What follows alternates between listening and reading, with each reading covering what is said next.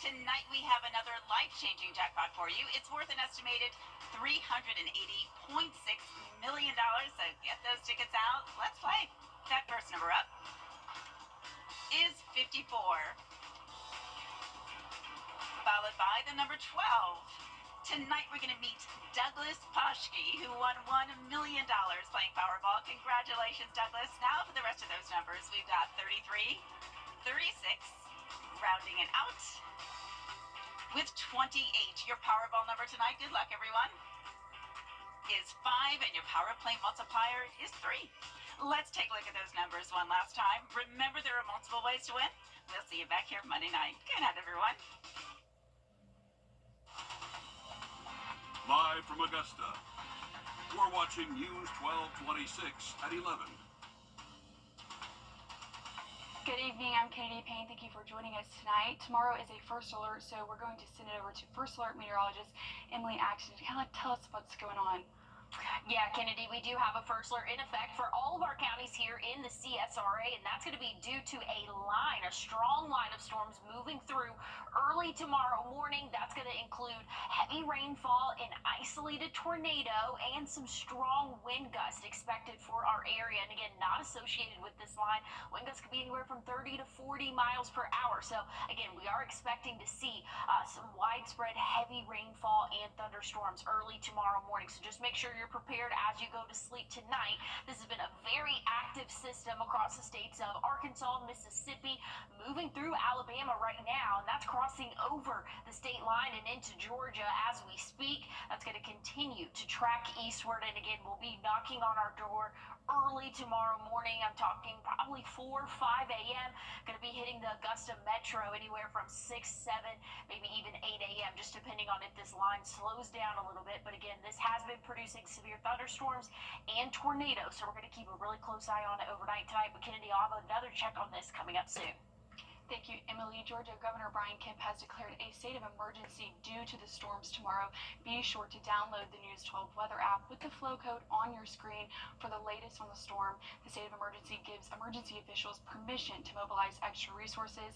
The order will end on Tuesday night.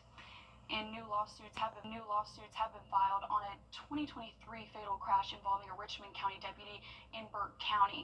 On March 26, 2023, Deputy Ty Daly was driving a sheriff's office vehicle when he collided with Jay and Donna Fager. Warrants from Georgia State Patrol say Daly was going 90 in a 55-mile-per-hour zone. Jay was killed in the crash, and Donna was injured.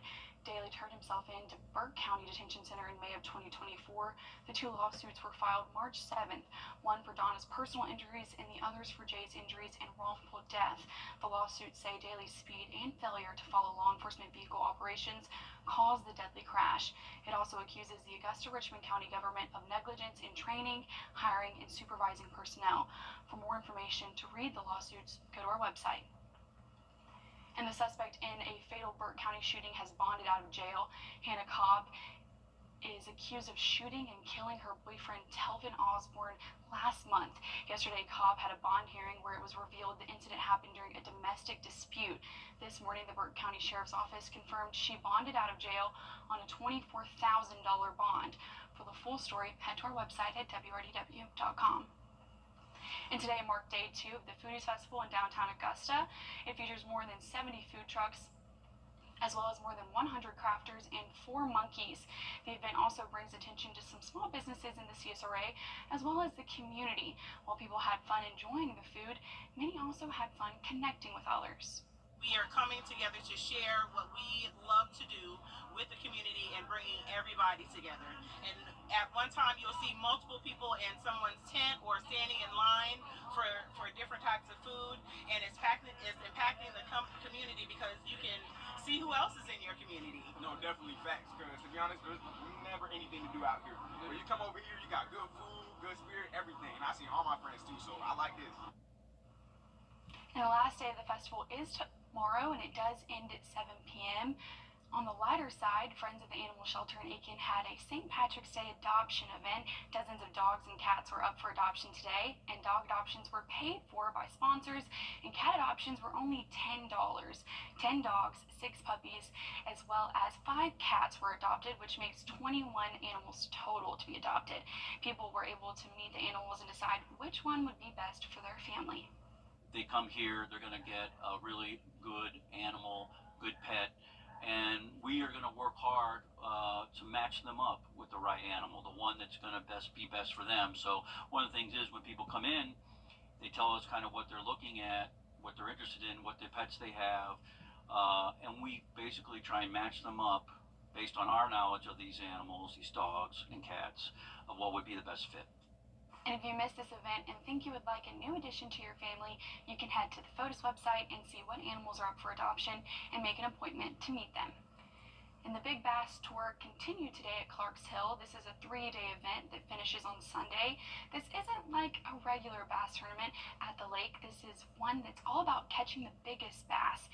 It has to be a largemouth or spotted bass caught to be entered, and there are over $150,000 worth of cash and prizes up for grabs. Weigh-in for the Big Bass Tour will be held out of Wildwood Park in Columbia County. And the Ryan Clark Scholarship held their run for Ryan 5K this morning. You're looking at some of the photos of the racers. People of all ages could participate. John Krasinski won first for the boys 17 and under group. Marley Barak won first for the girls 17 and under. Soren Jacobs won first for the adult female group, and Janelle Exantis won for the male group. Second place winners include Adelia Baker and Aiden Stroman. The scholarship was founded in 2010 after Ryan Clark from Augusta died at the Virginia Tech massacre while he was helping another student get to safety. Well, we have a first alert in effect tomorrow. We're keeping track of a line of showers and thunderstorms really moving in overnight tonight. Here's what it looks like just outside of Atlanta. I'll have a check on your full forecast and have this all broken down for you coming up. And the government has avoided a shutdown, and the president is making new promises in Yemen. This and more headlines from the White House next.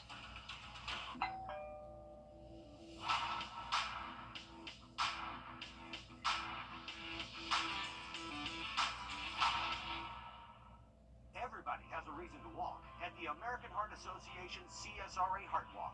To live a longer, healthier life. To inspire our kids. To save lives. Join us at the CSRA Heart Walk on Friday, March 28th at SRP Park. Together we'll walk to fight heart disease and stroke one step at a time. Register today. We'll see you there. Register and donate today at csraheartwalk.org. And staying in Atlanta, MARTA train services were disrupted this morning after a person was hit by a train. This happened around 7:30 at the College Park station. The condition of the person is not known at this time. Rail service at the College Park and airport stations were stopped. The airport station opened at 9 a.m., while the College Park station didn't open until noon. Well, we have a first alert in effect for tomorrow for the chance of strong to severe storms. I'll have a breakdown of what all you can expect coming up. And storms have already made their way through other parts of the South. Coming up, we show you the damage. Mix and match your McDonald's faves, from the iconic Big Mac to a juicy 10-piece chicken McNuggets to the classic filet of fish. Grab any two for just $6. Ba-da-ba-ba-ba. So he's been streaming live sports, games. 10-piece fish, delish. Trust meteorologist Chris Still for your first alert. Mix and match your McDonald's faves, from the iconic Big Mac to a juicy 10-piece chicken McNuggets to the classic filet of fish. Grab any two for just $6. Ba-da-ba-ba-ba.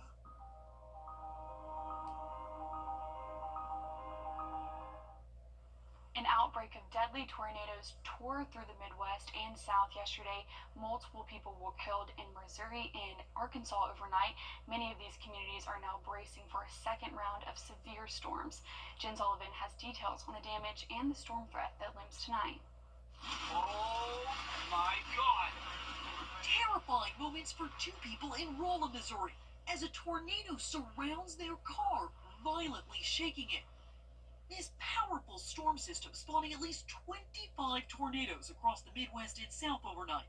At least 11 people were killed in Missouri. Trees, just the amount of debris, number of overturned tractor trailers, cars pushed around. One of the hardest hit areas was in Butler County, Missouri. This was widespread in the different areas it hit, but the one mobile home park was the most casualties and people that are injured. Multiple homes and businesses damaged or destroyed in Villa Ridge, Missouri, about 40 miles southwest of St. Louis. Toppled trees covering homes and cars. Emergency crews saying it's been hard to rescue residents with all the debris blocking the roads. There's multiple power lines down, and it's still a very dangerous situation. Tornadoes carving out paths of destruction in Arkansas, where at least 3 people were killed as a result of the severe weather. In Stillwater, Oklahoma, fierce winds fueling these brush fires. State emergency management officials say they battled more than 130 wildfires across 44 counties Friday. The governor declaring a state of emergency in 12 counties. The damage is unbelievable. As the cleanup begins for these communities, many are still under the threat for another round of severe weather. The National Weather Service issuing a level 5 out of 5 warning for severe thunderstorms for portions of Mississippi and Alabama. I'm Jen Sullivan reporting. And the death toll from the storms have risen to 32. Emily, those storms are headed in our direction. Can you explain what we'll see from them? Yeah, definitely so. Well, first off, I want to say we do have that first alert out in effect for all of our counties, so we just want everybody to be aware. Hey, when you go to sleep tonight, make sure that your devices are charged, your ringer is turned on, just in case those storms, again, move in and you're still asleep. You're definitely going to want to be able to get woken up, and granted, the system has produced a lot of lightning, so if that stays true, it'll probably wake you up before your phone will, but just know we are anticipating a line of strong showers and thunderstorms moving through. That main threat is going to be strong wind gusts, an isolated tornado, and flash flooding is definitely going to be a big concern as we go throughout the early morning hours tomorrow. So let's kind of break it down what all we can expect right now. We're getting the best view of what this system can produce, and we have seen several confirmed tornadoes in states of Mississippi, Alabama, and you saw even places further west there. But now it's starting to move into the northern part of Georgia. This polygon here that's kind of etched in red there, that red and orange color, that is just saying that is a severe thunderstorm warning with a tornado possible. So these are really that higher end severe thunderstorm warning that we have to pay very close attention to. But again, all of this is going to be tracking eastward and impacting us here in the CSRA early tomorrow morning. Granted, I am anticipating it to weaken a little bit. We do have really untouched energy here in the CSRA, so it still has that potential to feed off of that. But I will say, hopefully it will continue to kind of weaken as it moves eastward. We are still having that threat, though, for the potential for strong winds and an isolated tornado. But again, this is probably the biggest concern at the moment with this line is just west of Atlanta. Going to be moving a little bit northward. But again, us here in the CSRA, things are quiet and calm right now. Don't let your guard down, though. That line is coming in. And so here's a timed out map of what we can expect. Again, give this about an hour grace. Either way, so this could be coming in around 3:30 or 5:30, just kind of give it an hour, again, buffer there, but this is kind of what we're expecting hour by hour. Should be moving into our area early tomorrow morning, crossing around Augusta anywhere from 6 to around 8 a.m. Could be sticking around for at least an hour or two, and this system is moving relatively slowly, so again, that's really going to elevate our flood risk tomorrow. So just know tomorrow's really not going to be a good morning to get out and about and drive around. That flood risk is going to be there. That isolated tornado threat is going to be there as well. Strong wind gusts are also on the table, and that's going to last really throughout the day tomorrow. We could see wind gusts up to 45, maybe even 50 miles per hour, not even associated with these little cells that will be within that line. So again, those could be significantly higher than that. That tornado potential, though, is going to last throughout the early morning hours. Again, it is low, relatively speaking, but not zero, and you do not want to get caught in a low-grade tornado. You don't want to get caught in any sort of tornado, but this is what I'm talking about. The level of instability will start to ramp up as we go throughout the morning hours. That's when that line's going to be passing through, and this is the energy that it's going to be be able to tap into. I will say good news for us that this is happening early in the morning and not really mid-afternoon, so there is going to be a little bit of a limit on that instability there, but it is still going to have that possibility to tap into. So again, we have that first alert in effect for tomorrow morning. Make sure you have a way to get those watches and warnings. After that, though, the next 7 days really not looking too bad. We might have another chance of showers come Thursday, but very comfortable temperatures, Kennedy. Thank you for staying on top of that for us, Emily. Dollywood is celebrating its 40th anniversary. Dolly Parton's popular theme park in Tennessee's Great Smoky Mountains opened to season pass holders Friday and opens to the general public today. To mark the special anniversary, the season begins with the I Will Always Love You Music Festival. To celebrate the art of songwriting, Parton was there and thanked fans for their support after the passing of her husband. I just wanted to take a minute to thank all of you for all the flowers and cards and the well wishes. You know how I love Jeremy. He would want me to be working today. I expect to be working, so anyway, I just wanted you to know, and of course, I will always love him. And I'll miss him, but I want you to know that I will always love you. And Dollywood is adding a new restaurant and parking lot as part of a multi-year expansion. And looking for an egg substitute, this hunter may have one. Hear more about it next. And as we head to break, here's a live look at Las Vegas and your winning lottery numbers.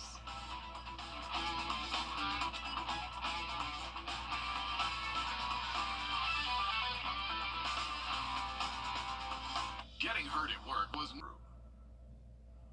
Well, if you're worried about the price of eggs, a Florida hunter says he has a substitute you might want to consider. How about some iguana eggs with your bacon? Ryan Arbias tries it out. From the crosshairs, you're this guy, to the kitchen. All of those were in one female. So there's 51 eggs. Hunter John Johnson is about to cook a breakfast, Marco Island style. Scrambled eggs. Today we're going to do an egg scramble. But these aren't chicken eggs, so I needed to get messy. It's all yolk. Other than that, it doesn't smell like anything. 10 minutes of prep, and we're ready for the grill. We have some peppers, we have some onions. These are fresh chives out of the garden. Marco scramble. Well, it gotta be the iguana scramble. A dish so bizarre, it wouldn't be real without a taste test. Okay, cheers. Bon appetit. Yeah, it doesn't taste like anything. It just tastes like regular omelet. It tastes like eggs, because they are eggs. Safe to say, it doesn't get more Florida than this. And, you know, there's a thing called the Florida man. This touches the edges of the Florida man.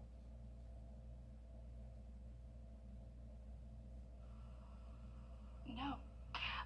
No, thank you. That is a big no from me, I think. He said it right. That's Florida for you. And I'll pass on that one.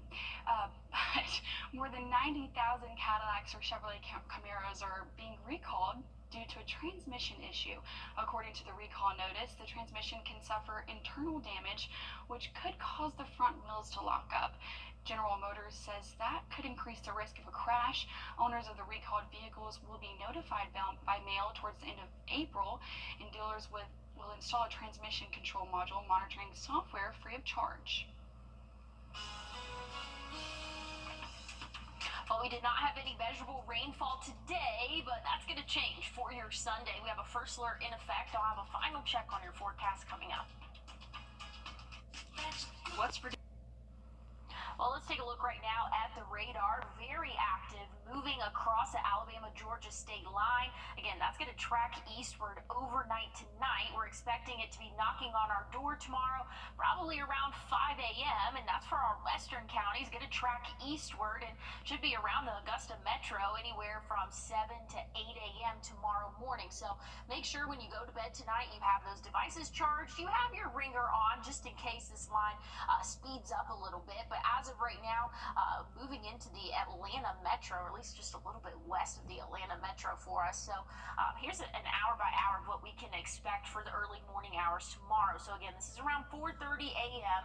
Here's around 6 a.m. kind of pushing into our counties here, and then it will be in the Augusta area, probably as early as 7:30, maybe 8 a.m.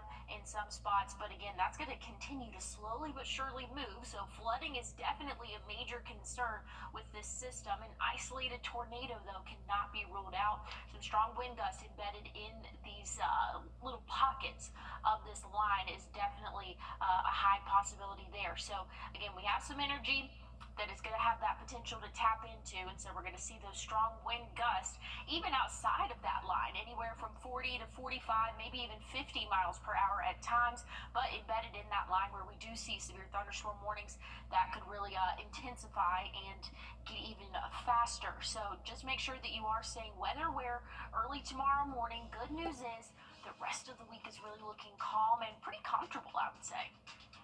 Thank you for watching with us tonight. That does do it for us, but make sure you come back in the morning. We'll make sure to keep you updated on that weather.